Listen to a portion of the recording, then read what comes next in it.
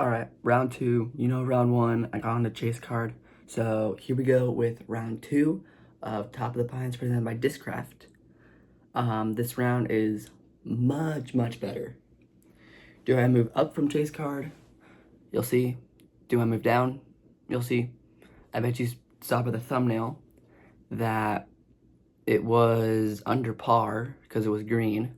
If not, I shot under par, so you're welcome.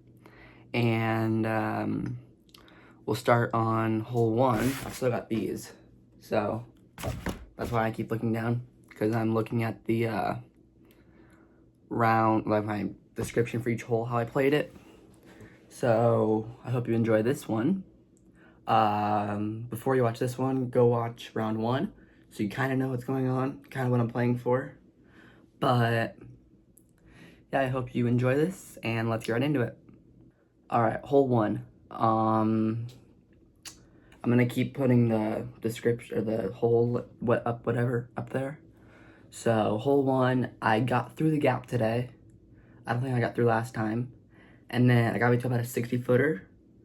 And you're probably seeing that putt right now, but I gave it a great run. And I hit the front of the cage, so I had to tap that in for par. So we're already off to a better start than yesterday, or the day before, because I was 1 over after one hole. Today I'm even.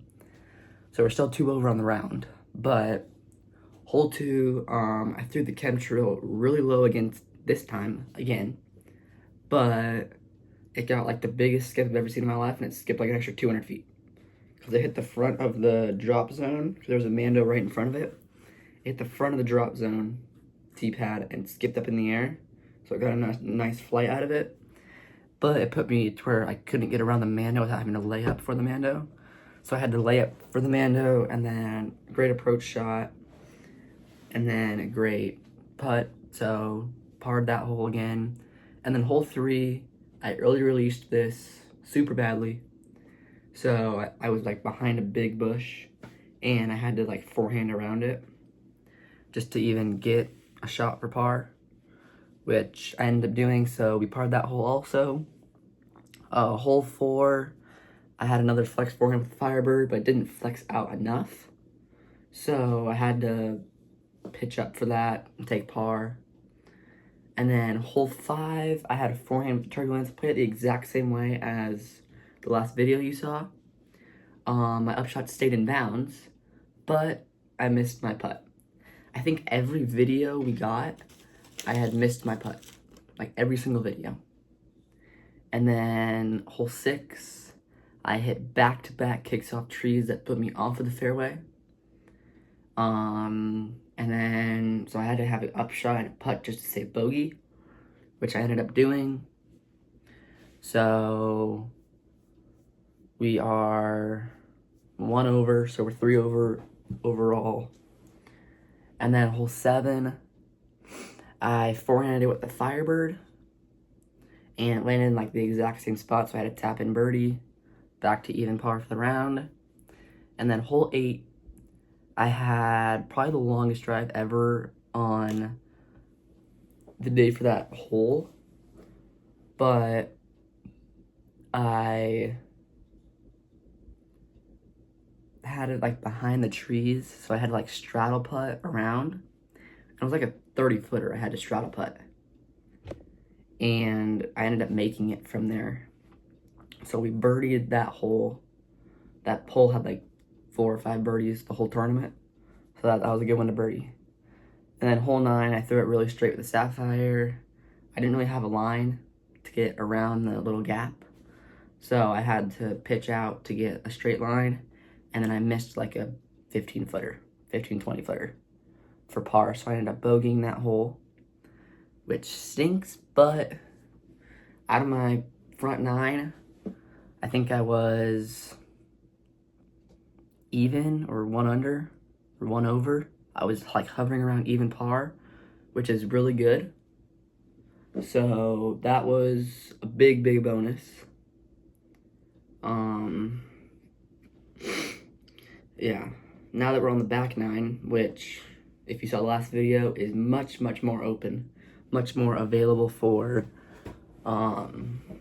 birdies if you do the right shots, which I do. That's not a funny do, but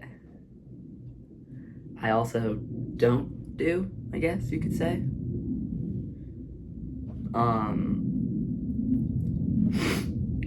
Yeah, let's get into hole 10. All right, hole 10, I threw a hyzer with the rhythm, which hit the exact same tree I hit the day before. Like, same spot, same everything. So I had to like double putt, but also a layup putt. It was like a mix of the two.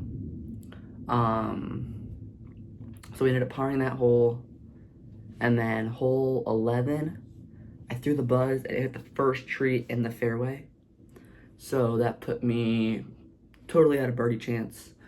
I had to lay up again. I had a lot of layups this round, which is good, but also not good, because I laid up for par, but I didn't get the birdie that I wish I could have gotten.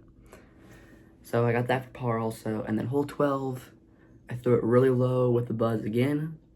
It didn't grow legs. If you saw the last video, you know what that means. But I had to approach for par again and take par. And then hole 13.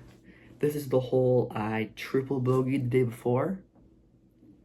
After a great first shot, I had another great first shot this time. And I had a great upshot. I just didn't swing it enough back to get me for a putt. So I took par, which I was really happy about. Because the day before I had tripled it, and today I parred it. So that was a big win for me. Kind of gave me a good momentum. And then hole 14 came. I bogeyed this hole last time, and this time was no different. I hit them with the wall of the Mando. That Mando wall. You see it in the video that's about to play. After I do that, I throw it straight into a tree. And then I have 3 good shots just to get bogey. I have to throw this disc right here 200 feet just to give me a look for bogey. But so I bogeyed that hole. Really not what I was looking to do, but it's all right. And then hole 15, I forehanded it with the Firebird again. Got me to about a 15-foot putt for birdie. So that hole was birdied both days by me, which is a good bonus because it was birdied a lot of times on the course, or on the course description. It was birdied a lot of times. But for me, birding it both days, and one of them being on chase card, was really, really, really good. Hole 16. Instead of throwing it straight into the tree like I had done, I threw it probably 310, probably about 300 feet-ish to the trail. And then I had 2 perfect upshots to give me a putt for par, which I make. So going into the last 2 holes, I think I'm even par, I believe. Yeah, I'm even. So I'm even through 16 holes, which at this point, I believe I was tied for 3rd, which was really, really good. And then hole 17, I threw the forehand again, took the easier line for sure par, and then I upshotted it and had a good probably 33 footer from the edge of circle to make it in for par. So we're still even going in the last hole. And this hole was, I think, bogeyed like once or twice the whole tournament, from MPO all the way to MA3. That hole, I think 2 people bogeyed it, 2 or 3 maybe. But this one is just back-to-back long drives. You're probably seeing the second drive right now, which I was scared was gonna skip OB, but it never really did. It stayed in bounds. And then I threw the burr because it was pretty windy, so I didn't want the wind to carry the disc away, even with a lot of glide. So I threw the berg, and it just hit the edge of the platform and bounced off. Watch the other video to see the platform, because I showed it in that video. And then I made my putt for birdie, so I shot 1 under par. which put me in 4th place. I lost by, I think, 2 strokes to the leaderboard, or to the podium. And this was probably one of the best rounds I've ever played for a tournament. Definitely one of the best rounds I've ever played at that course. And yeah, it's a great tournament. I wish I could have got podium, but I've got one coming up in like 2 weeks, 2 or 3 weeks. So you'll see another vlog for that one. I've got more tournaments coming up, so there'll be more vlogs like that. Tell me, put in the comments below if you like these, because then I'll keep making them. But you probably will be seeing a review, because I just got the Innova It 76-2-1. So I'm going to review it against these two, the Rhythm and Chemtrail. See how these are different. So put in the comments how this flies, because that could help me really much. Actually, I might not film today. If you could notice, I'm wearing a long sleeve shirt with a hood on the back of it. I got it rolled up because it's kind of hot in here. But because it's been raining and windy all day, and it's supposed to rain, and it's really dusty. There's a big dust storm coming, I think. So probably won't film it today, which is why I'm filming this video.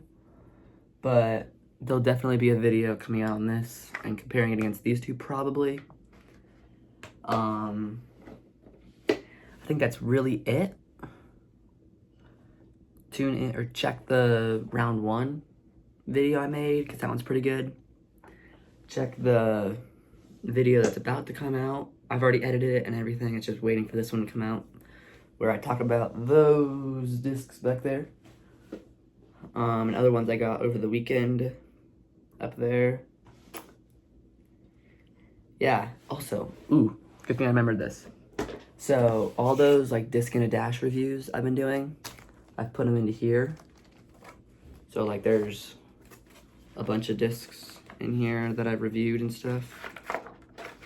So let me know, like, once I get to like 100, if you want me to go through this whole binder and show you all the discs that I've kind of gotten, or that I've gotten kind of reviewed already. Once we get to like 100, I'll probably do that. But let me know if you want that for sure. That's pretty much it. Thanks for watching the tournament vlogs / recaps. This kind of helps me also, because it helps me like talk through how I played and everything. I can find like mistakes, like, ooh, if I could have done that better or this better. Because that one hole, like doing this, I realized that that one hole 13 that I tripled kept me from podium and not podium. Yeah, kept me from podium and not podiuming. That's pretty much it. Thanks for watching. Watch one of the next videos, or watch someone else, or go outside and play. Throw a disc today. The day you watch this, go out and throw a disc. If you can. If you can't, watch another video. I don't know what to tell you. Do something fun. See ya.